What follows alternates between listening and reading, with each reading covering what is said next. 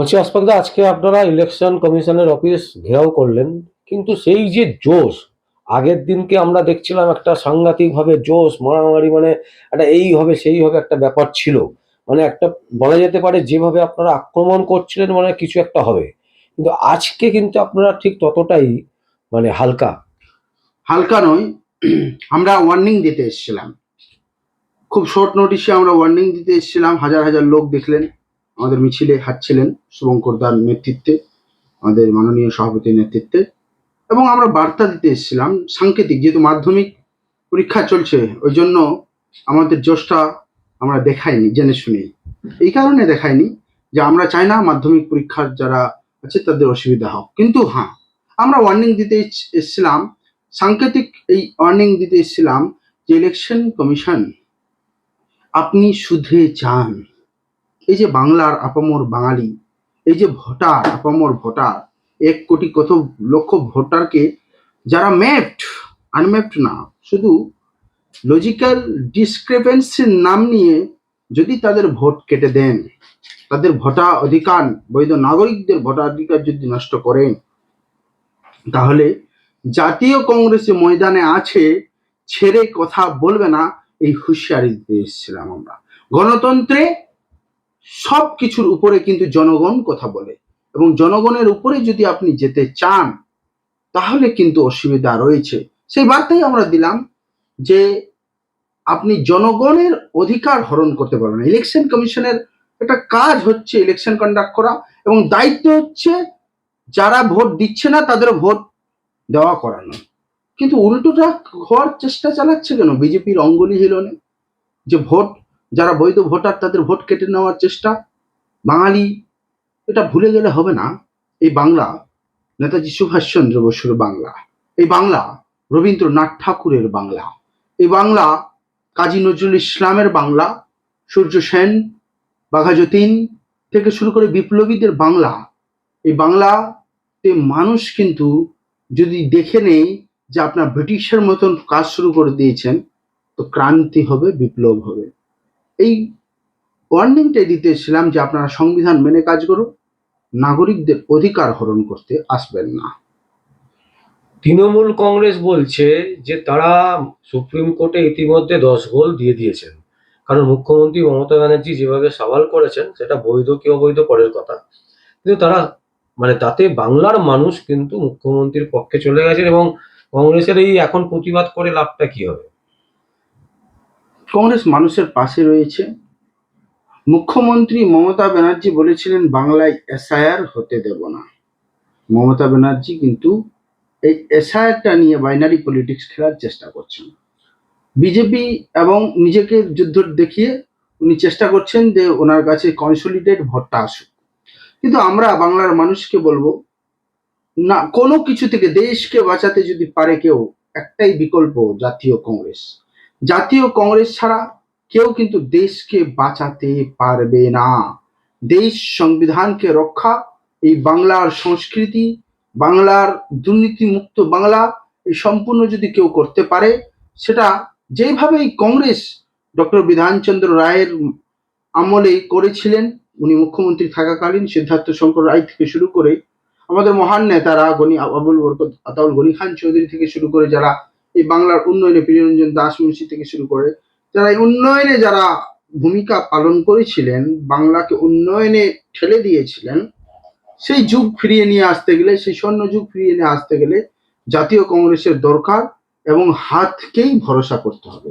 এই জন্য আমি বাংলার মানুষদের অনুরোধ করব, বিজেপি দেখলেন, তৃণমূল দেখলেন, বিজেপি কেন্দ্রে দেখছেন আর দেখছেন, আর যেখানে যেখানে যে যে রাজ্যে ডবল ইঞ্জিনের সরকার, সেখানে কি অবস্থা।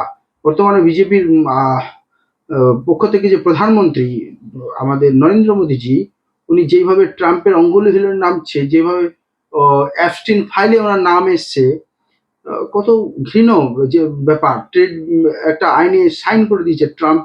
ট্রাম্প নিজে বলছে, अमेरिकार प्रेसिडेंट ट्रम्प बोलছে मोदी का हम करियर, पॉलिटिकल करियर एकदम खत्म कर दे सकते हैं, लेकिन हम करेंगे नहीं अभी। এর মানে ট্রাম্পের কাছে কিছু নথি আছে যেটা মোদিজির মুখ উন্মোচন করবে, যেভাবে মানে বন্ধুদেরকে দেশের সম্পদ বিক্রি করে দিচ্ছেন, দুটো গুজরাটি কিনছেন, দুটো গুজরাটি বিক্রি করে দিচ্ছেন। তো বিজেপি যেভাবে আদার রাজ্যগুলো যেভাবে হেনস্থা, যেভাবে নির্মম অবস্থা হয়ে গেছে, সেটা আমরা দেখতে পাচ্ছি। ডবল ইঞ্জিন, তো ডবল ইঞ্জিন চলবে না। আর মমতা ব্যানার্জির দুর্নীতি বাংলার মানুষ জানে। তো বিকল্প কে? বিকল্প একটাই, বিকল্প হচ্ছে জাতীয় কংগ্রেস, বিকল্প হচ্ছে হাত, বিকল্প হচ্ছে আবার গান্ধীর দিকে ফিরে আসতে হবে দেশকে। বলছি আপনারা রাজ্যে জোট করলেন না, 294টা আসনেই বলছেন লড়বেন। সিপিআইএম এর মোহাম্মদ সেলিম বলছেন, কটাক্ষ করছেন, বলছে এর আগেরবারও তো জোট করেছিল, এবারে জোট ঠিকভাবে মানে করতে পারছে না, দলের কোনো সংগঠন নেই, যেই কারণে উল্টোপাল্টা বকছে, এরকম আর কি মানে নানা রকমের কটাক্ষ করছেন। দেখুন, উনি বোঝাতে চাইছেন যে কংগ্রেস ইররেলিভেন্ট, কিন্তু মোহাম্মদ সেলিম সাহেবকে আমার প্রশ্ন, কংগ্রেস যদি ইররেলিভেন্ট হয়, কংগ্রেস যদি অপ্রাসঙ্গিক হয়, তাহলে উনি মরিয়া কেন জোট করার জন্য? কংগ্রেস তো উদ্গ্রীব নয়। আদার্স ছোট ছোট দলগুলো কংগ্রেসকে চিঠি দিয়ে রেখেছে কেন? আমার কাছে তো চিঠি রয়েছে যে জোট করুন। এর মানে কংগ্রেস সব সময় প্রাসঙ্গিক। উনি বলছেন বুথে আমাদের লোক নেই, তাহলে বুথে লোক নেই, আবার কন্ট্রাডিক্টরি উনি গল্প বলেছেন মোহাম্মদ সাল্লাম, যে বলছে যে বুথের কর্মীরা চাইছে না এই এটা। এই বাবা, তুমি সিপিএম এর সম্পাদক না কংগ্রেসের সম্পাদক? মোহাম্মদ সালিম সাহেবকে জিজ্ঞেস করতে চাই, উইথ ডিউ রেসপেক্ট। মোহাম্মদ সালিমকে আমি বলতে চাই, জাতীয় কংগ্রেস কি করবে না করবে এই ফয়সলা আপনি করতে আসবেন না, এটা জাতীয় কংগ্রেসের নির্ণয়। আর সিপিএম এর সঙ্গে জোট আমাদের কর্মীরা মেনে নেয় না কখনোই। সিপিএম হারমাদ বাহিনী দিয়ে কি অত্যাচার করেছে সে তো মানুষের জানা। সিপিএম এর তো অনেক কিছু রয়েছে, আমি বেশি দূর এগোতে চাইছি না।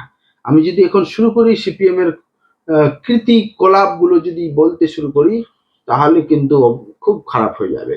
ওই কারণে আমি বলতে চাইছি যে রাজনীতির জায়গায় থাকুক, আমরা তো রেসপেক্ট করি, কিন্তু আমরা না সিপিএম চাই, না তৃণমূল চাই, না বিজেপি চাই।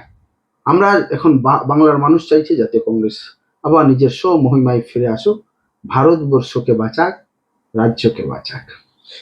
বিরোধীরা বলছে যে শুভঙ্কর সরকারের নেতৃত্বে এখনো পর্যন্ত বড় কোনো মিটিং মিছিল হলো না, যেমন রাহুল গান্ধীকে নিয়ে মিটিং মিছিল এই রাজ্যে হয়নি, প্রিয়াঙ্কা গান্ধীকে নিয়ে হয়নি, এমনকি অধীর রঞ্জন চৌধুরীকে নিয়েও এই রাজ্যে কোনো বড় মিটিং এখনো পর্যন্ত করতে পারেনি। তো কি লড়বে? এটা একদম ভুল পর্যবেক্ষণ। আপনি সাংবাদিক, সিনিয়র সাংবাদিক, আপনি জানেন যে অধীর রঞ্জন চৌধুরী সারা বাংলায় ছুটে বেড়াচ্ছেন, বড় বড় প্রোগ্রাম করেছেন, কলকাতাও অনেকগুলো প্রোগ্রাম করেছেন।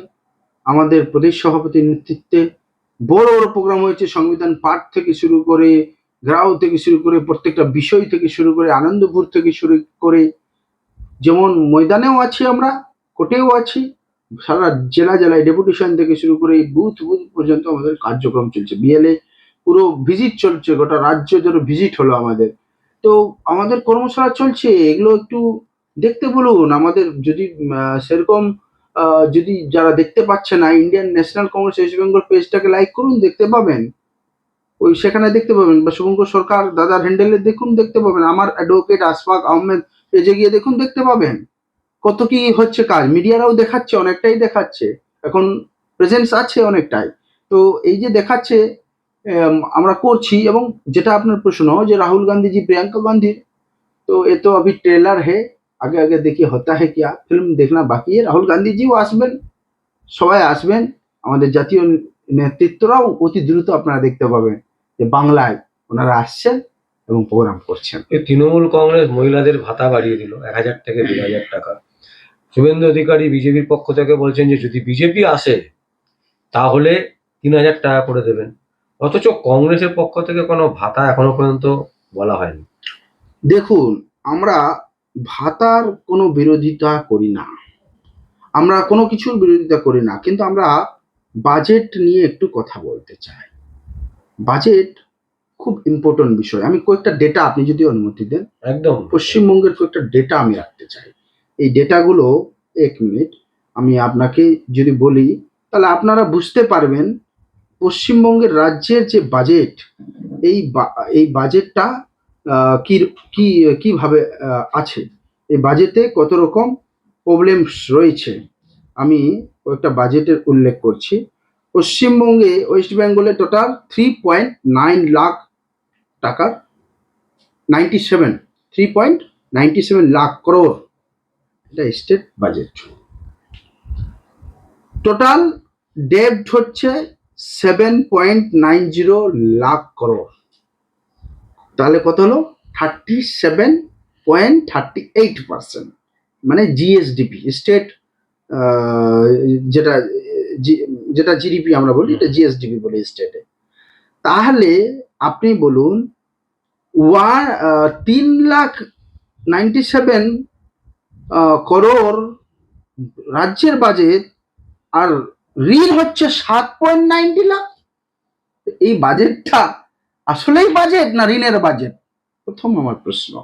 দ্বিতীয় প্রশ্ন হচ্ছে সেন্ট্রা উনি বলছেন লক্ষ্মী ভান্ডারে 500 নাকি, তারপরে বৃদ্ধ ভাতাদের উনি বলছেন, আশা ওয়ার্কারের 1,000, সিভিক ভলেন্টিয়ারের 1,000, সিভিক পুলিশের 1,000। তাহলে আমি বলতে চাইছি দিয়ে 4%, যেখানে 22% করা উচিত ছিল। কোর্টের রায় মানতে হবে, কোর্ট তো রায় দিয়ে দিয়েছে।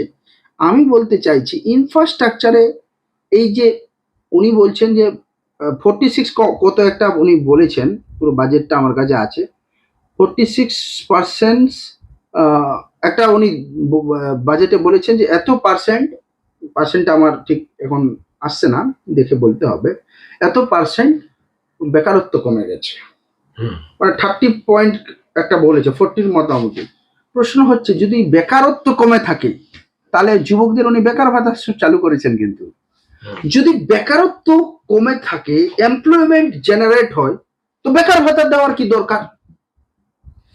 মহিলাদের দিচ্ছে ঠিক আছে, আমি আপত্তি নেই, আরো দেওয়া উচিত, 5,000 করে দেওয়া উচিত। কথা হচ্ছে বেকার ভাতা কেন দিচ্ছে? এর মানে বেকারত্ব কমেনি, বেকারত্ব আছে।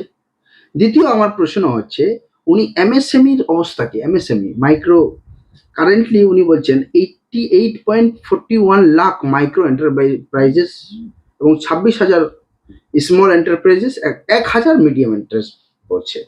তাহলে আপনি বলুন এত কিছু যদি হচ্ছে, তো এমএসএমইতে এমপ্লয়মেন্ট জেনারেশন হচ্ছে না কেন? আমার বেকার ভাতা দিতে হচ্ছে কেন? সোশ্যাল গ্রোথ, আনএমপ্লয়মেন্ট রেট উনি রেডিউস, হ্যাঁ পার্সেন্টেজ যেটা বলছিলাম যে 17 থেকে 24, 45.65%, ভারতবাজি সেবা থাকে। এত যদি কেমন থাকে তাহলে বেকার ভাতা দেওয়ার দরকার ছিল। 21 বছর 40 বছরের মাধ্যমিক পাসদের 5 বছরের জন্য 1500 টাকা করে দেওয়া, এর মানে বেকারত্ব কমেনি। বেকার লোকদেরকে একটু বোঝানোর জন্য যে ভাই চাকরি তো কাজ পাসনি, তো আমি কিছু টাকা দিচ্ছি যাতে করে আমাকে ভরটা দিস। তো এই ধারণা করছে। আমি বলতে চাইছি মোটামুটি যদি দেখি এই সরকার সব দিক দিয়ে ফেলিয়ার। ঘাটাল কৃষকদের জন্য কি হচ্ছে, যেমন ঘাটাল মাস্টার প্ল্যান দরকার হচ্ছে 5,000 কোটি টাকা, দিয়েছে কত বাজেটে? 300 কোটি টাকা। তাহলে এই বাজেটটা আসলেই কি উন্নয়নের বাজেট, আসলেই কি গ্রোথের বাজেট, না ঋণের বাজেট? আমি এই জন্য বললাম যে ঋণ যার 37.38% অর্থাৎ ইনক্রিজড হয়েছে, আর ডেট হচ্ছে বাজেট 3 লাখের আর ঋণ হচ্ছে 7 লাখ, প্রায় 3 লাখ সামথিং, তো 7 লাখ প্রায়। তাহলে এটা বাজেটটা কিসের বাজেট? মাননীয়া মুখ্যমন্ত্রী, আমরা পড়াশোনা করি না? দেশের মানুষ কি এখনকার জেনজিরা পড়াশোনা করছে, তারা সব দেখছেন না কেন্দ্রের বাজেট ভালো হয়েছে এবার, না রাজ্যের বাজেট। দুটো বাজেটই ফলক বাজেট, দুটো বাজেট মিডল ক্লাসকে পিষে দেওয়ার বাজেট। কেন্দ্র বাজেট তো মোদিজি সম্পূর্ণ ধ্বংস করে দিয়েছে, মিডল ক্লাসকে শেষ করে দিয়েছে, কোনো কিছুতেই রাখেনি, খতম। শুধু আদানি আম্বানি ছাড়া লাভ ছাড়া কিছু করেনি। আর মমতা ব্যানার্জি ভাওতাবাজি মেরে যাচ্ছেন। এর মানে এদের কাছে প্ল্যানিং নেই, এর মানে রাজ্য সরকারের কাছে state government has no planning, proper planning নেই কিভাবে করতে হবে। এডুকেটেড লোকদের তো জায়গা দেন না এনারা কি গুন্ডা বদমাইশ হেন তেন পাড়ার দাদা ফাদা এদেরকে দিয়ে রেখেছেন। তা আমি বলতে চাই বাংলার মানুষ, বাঙালি অনেক দেখে নিয়েছে কষ্ট। এই বাঙালি শিক্ষিতদের এই জাতি, এই বাংলায় ভারতবর্ষকে পথ দেখিয়েছেন। এই বাংলার বীর সন্তান নেতাজি সুভাষচন্দ্র বসু ভারতবর্ষকে পথ দেখিয়েছেন। বাংলার বিদ্রোহী কবি কাজী নজরুল ইসলাম। তো বাংলাকে বাঁচাতে হবে বিজেপির হাত থেকেও, আর মাননীয়া মুখ্যমন্ত্রী মমতা ব্যানার্জির হাত থেকেও। আর আমরা যদি কংগ্রেসের যদি সরকারে আসি, তো আমাদের ম্যানিফেস্টোটা দেখবেন আমরা অতি দ্রুত রিলিজ করে দেব। সেই ম্যানিফেস্টোতে দেখবেন যে একটা গ্রোথের কথা বলা হয়েছে। আর সরকারে আসলে যেভাবে আমরা গ্রোথ করেছিলাম যখন সরকারে ছিলাম, এত বছর আমরা নেই সরকারে, যখন ছিলাম আজকে বিধাননগর সল্টলেক সিটি থেকে শুরু করে বিধাননগর সিটি, বিধাননগর এই নাম থেকে শুরু করে যত employment, metro, Kolkata metro, Gani Khan Chowdhury, মানে হিউজ, প্রিয়ঞ্জন দাস মুন্সি মিনিস্টার, মানে যা কিছু পশ্চিমবঙ্গের যেটা ভিত্তি, ইনফ্রাস্ট্রাকচার আর গ্রোথ, এটা কংগ্রেসেরই দেওয়া, কংগ্রেসেরই করা সব সিস্টেম। তো সেটা আমরা আবার স্বর্ণযুগকে নিয়ে আসবো এবং বাংলাকে আবার সোনার বাংলা তৈরি, জাতীয় কংগ্রেস ছাড়া, হাত ছাড়া কেউ করতে পারে না। আমার শেষ প্রশ্ন, বিধানসভায় কজন বিধায়ককে দেখবো? দেখুন, এইটা আমার পক্ষে বলা সম্ভব নয়, এটা মানুষ ঠিক করবে। আমরা 294টাই বাংলার মানুষের কাছে চাইছি। 294 আমরা বিধায়ক এর জন্য সিটে আমরা দেব, বিধায়কের জন্য কন্টেস্ট করবে আমাদের ভালো ভালো বিধায়কের জন্য যারা থাকবেন। তো আমরা এই 294 মুখ নিয়ে আসব, যারা হাতের মুখ, যারা কংগ্রেসের মুখ থাকবে, মাননীয় সভাপতি শুভঙ্কর দার নেতৃত্বে এবং রাহুল গান্ধীজির, ওনাকে দেখি তো আমাদের আইডিওলজি এখন তো রাহুল গান্ধীজি। একটা কথা আছে না, একটা গান্ধী ছিলেন, ব্রিটিশকে তাড়ানোর সময় সবাই গান্ধীর সঙ্গে হয়েছিলেন, তার নাম মহাত্মা গান্ধী। আর এই কালো ব্রিটিশদেরকে তাড়ানোর জন্য, এই ভারতবর্ষে থেকে ব্রিটিশদের দালালদেরকে তাড়ানোর জন্য, আমেরিকার দালালদের তাড়ানোর জন্য এই গান্ধীর সঙ্গ দিতে হবে, রাহুল গান্ধী। বলছি আর একটা ছোট্ট জিনিস, ধরুন ত্রিশিং খুব হিসেব হলো, মানে এমন একটা সংখ্যা হলো যেখানে তৃণমূল কংগ্রেসের সাপোজ ধরুন 20 থেকে 25টা আসন লাগবে বা 30টা আসন লাগবে, সেক্ষেত্রে আপনারা কি সমর্থন করবেন সরকার? আপনারা ওটা ভাবছেন কেন? আপনারা ভাবুন না, আমরা সরকারে আসছি, তৃণমূলের সমর্থনই দিতে হবে কেন বা দিতেই হবে কেন? বাংলার জন্য যা ভালো করতে হয় কংগ্রেস তা করবে, কংগ্রেসের পরিবার। আমরা বিজেপিকে আসতে দেবো না কাউ। কংগ্রেস একা মাঠে নেমে গেছে ভারতবর্ষ জুড়ে, নিজের জমি লড়াই কংগ্রেস এবার করবে। আর কংগ্রেস কর্মীরা এতে খুব খুশি, আপনি জানেন, গ্রামের কংগ্রেস কর্মীরা, বুথ লেভেলের কর্মীরা খুব খুশি যে 20 বছর পর প্রায় প্রত্যেকটা বিধানসভায় কংগ্রেসের সিম্বল মানুষ দেখতে পাবে, কংগ্রেসের সিম্বল অপশন পাবে ভোট দেওয়া। এর থেকে আন্তরিকতা নেই। দেখুন না, এই মিরাকেল হবে এবং কংগ্রেসের ভোট ইনক্রিজ হয়ে যাবে। এটা খুব মাস্টার স্ট্রক ডিসিশন নিয়েছেন আমাদের কংগ্রেস কর্মীদের। যে দাবি ছিল, কংগ্রেস কর্মীদের যে ভিতর থেকে আওয়াজ ছিল, এই আওয়াজটাকে বুঝতে পেরেছেন কংগ্রেস কর্মীদের নেতা, কংগ্রেস বাংলার মাটিতে যিনি মাটির গন্ধ পান সেরকম নেতা শুভঙ্কর সরকার মহাশয়, এবং উনি সেটা হাইকমান্ডকে প্রেজেন্ট করেছেন, হাইকমান্ড ভরসা করেছেন, অ্যাপ্রুভ করেছেন, সেটার সুফল আমরা অবশ্যই পাবো।